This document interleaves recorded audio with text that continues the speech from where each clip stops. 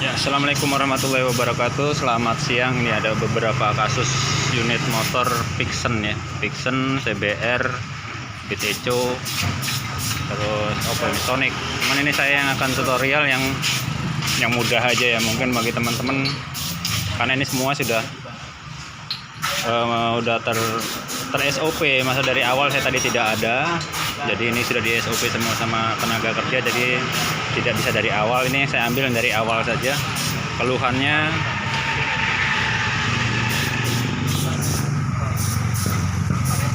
coba ini apa dulu, pegang sampai masukkan polinya ke sini. Ini poli ini.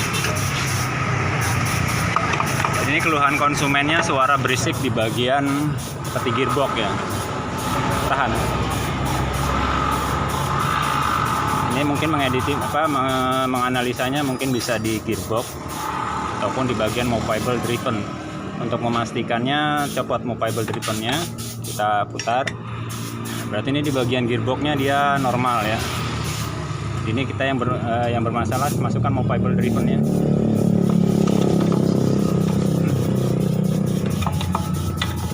Sampai tahan ke sana. Nah, tahan ya.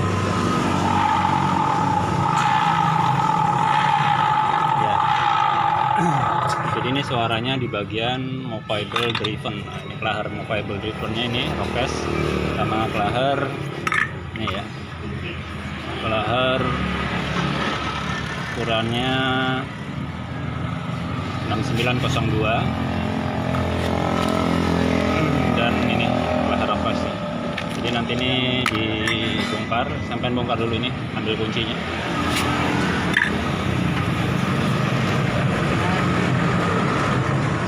Jadi untuk menganalisanya, pada saat tutup CVT dipasang, roda diputar, kemungkinan kita akan menganalisanya ini di bagian bearing gearbox kah ataupun di bagian bearing movable drivennya. Jadi kita harus bisa memastikan.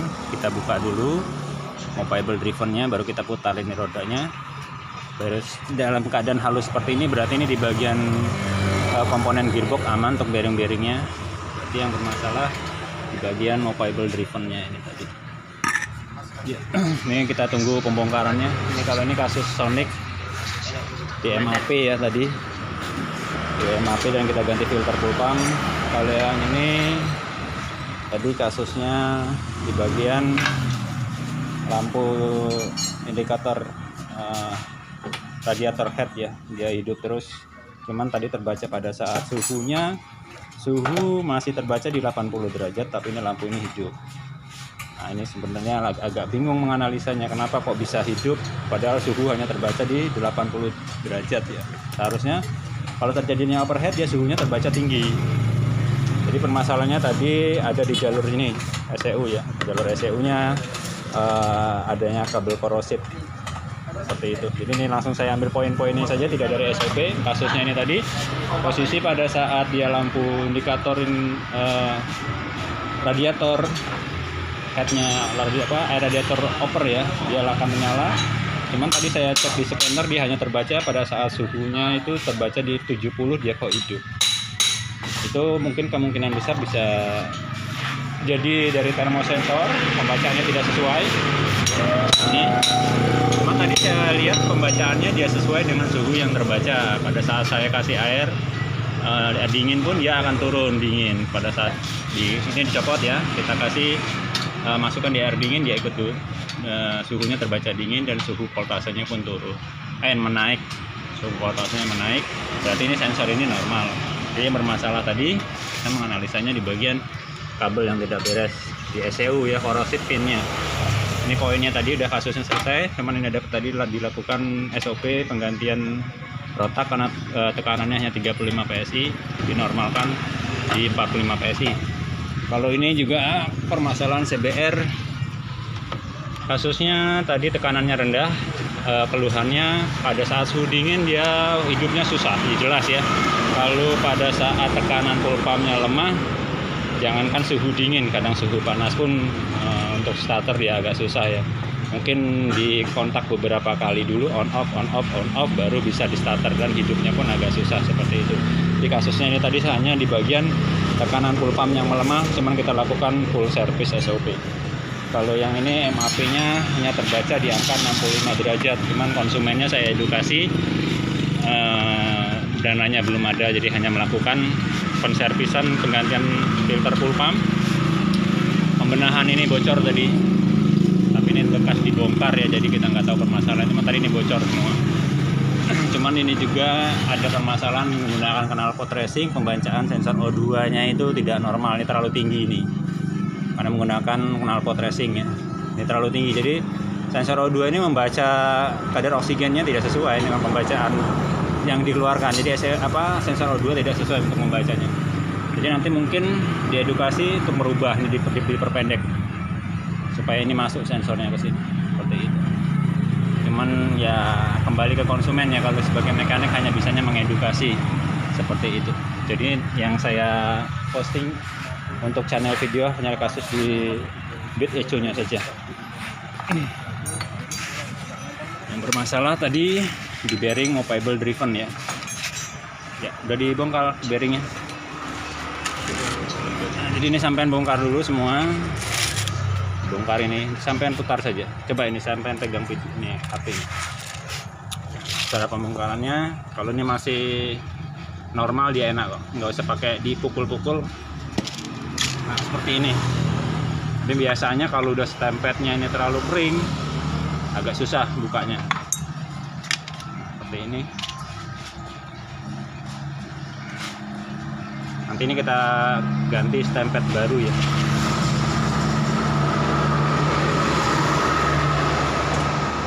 Nggak ada cetang lancip jong. Ini pun ya stempetnya kan udah seperti ini ya, encer, jadi sehingga posisi kayak bearing itu pun cepat sekali rusak untuk bearing Rokes dan 6902. Jadi pada saat melakukan SOP pastikan ini juga dibongkar, penggantian grease baru ya. Jadi nanti ini kita buka, kita copot kelahar Rokesnya dulu, baru bisa ngeluarin bearing 6902 nya. Seperti itu. Di push kita copot. Posisi sudah saya pasang ya, tapi tidak saya videokan. Mungkin teman-teman bisa dengan triknya sendiri lah cara nyopot kelahar ini. Saya sendiri pun masih belum punya alatnya untuk mencopot menggunakan alat ya. Saya juga masih main pukul, cuman ya pukulnya menggunakan perasaan ya. Jangan dipukul main pukul aja, nanti rusak. Ini kita setelah dipasang harus kita ganti grease baru ya.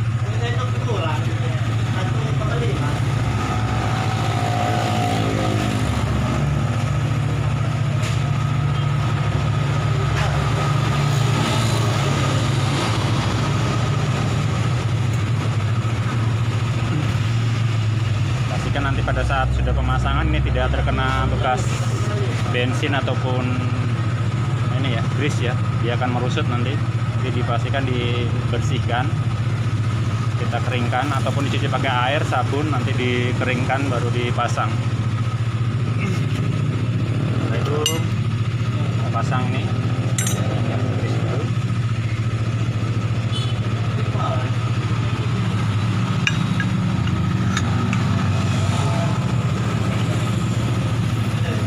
Kita pastikan ini tidak kocak ya, berarti masih normal ini.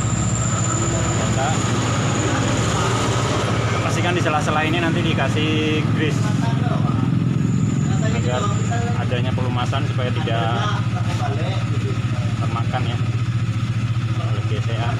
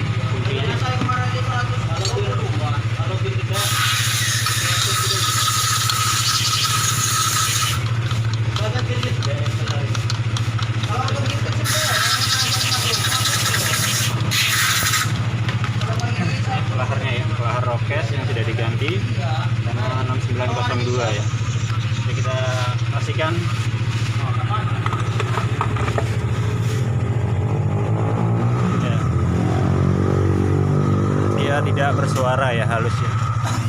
Jadi untuk kasusnya tadi ada suara-suara kasar di bagian CVT ataupun gearbox, kita pastikan dulu, kita copot movable drivernya, kita putar rodanya. Bila halus, yang bermasalah di bagian movable drivernya ya, seperti itu. Ini kita kencangkan ya, dipush merakit di bagian poli-poli ya. Ini setelah dicuci pakai air sabun,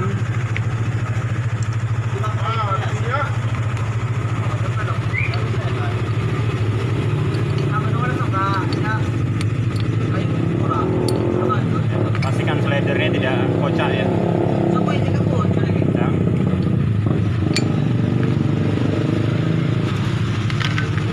Yang sering termakan ini ya, kasih sedikit pelumas supaya tidak kering.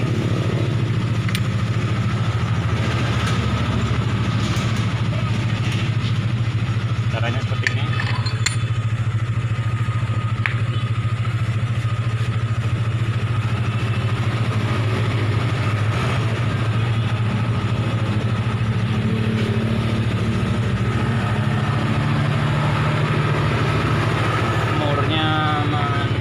Ring.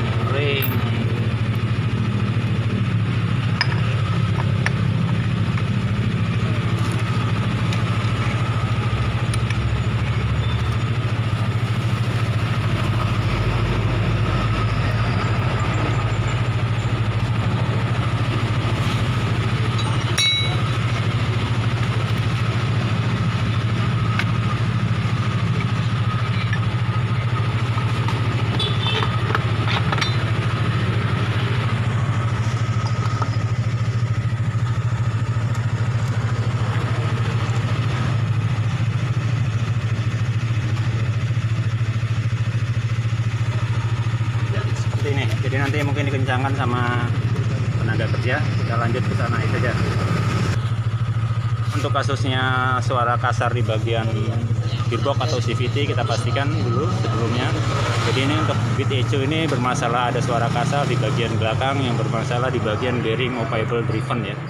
Ini saya anggap saya sudah selesai. Ini lanjut kita ke kasus CBR. Di CBR ini posisinya penggantian udah ya, gantian rotak. Ini tadi sudah dilakukan cleaning injektor, sudah selesai juga, ini sudah habis. Tinggal itu nanti kalau sonicnya pun sudah selesai. Jadi saya akhiri untuk kasusnya bit tadi ya, bit ECU suara kasar di bagian roda belakang ataupun di bagian CVT atau gearbox yang bermasalah di bagian movable driven ataupun bearing movable drivennya. Simak terus untuk kasus-kasus putaran injeksi di channel Samsul Jaya Motor ya. Sekian, terima kasih. Assalamualaikum warahmatullahi wabarakatuh.